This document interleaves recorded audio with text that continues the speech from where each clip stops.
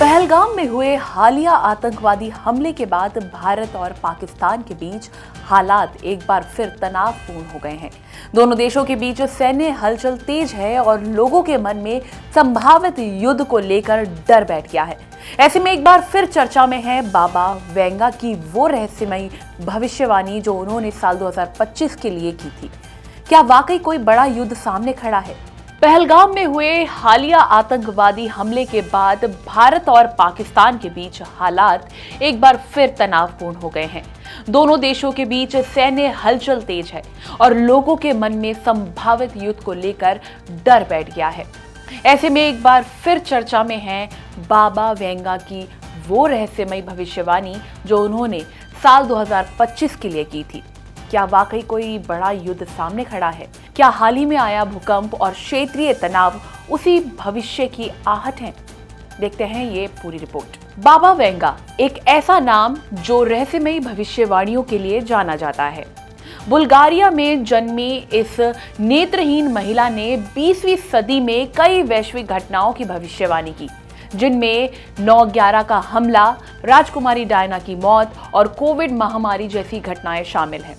अब उनकी साल 2025 को लेकर की गई एक खास भविष्यवाणी फिर से चर्चा में है। बता दें, बाबा वेंगा ने 2025 को लेकर बताया था कि ये साल एक बड़े युद्ध का गवाह बन सकता है।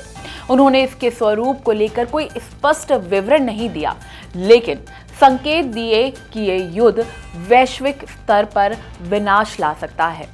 और जब आज भारत पाकिस्तान के बीच तनाव और हाल ही में म्यांमार में आए विनाशकारी भूकंप को देखते हैं तो बाबा वेंगा की भविष्यवाणी और भी डरावनी लगने लगती है। पहलगाम में तीर्थयात्रियों पर हुए आतंकी हमले के बाद भारत ने ऑपरेशन सिंदूर के तहत पाकिस्तान पर सख्त जवाबी कार्रवाई की है।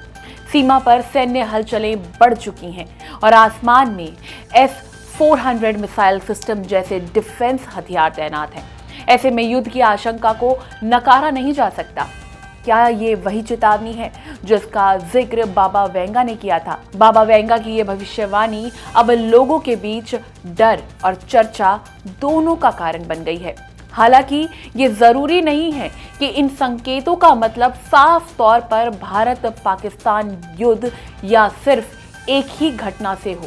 ये व्यापक अस्थिरता, वैश्विक टकराव और प्राकृतिक आपदाओं की ओर भी इशारा कर सकती है। ऐसी ही और अपडेट्स के लिए जुड़े रहिए India.com के साथ।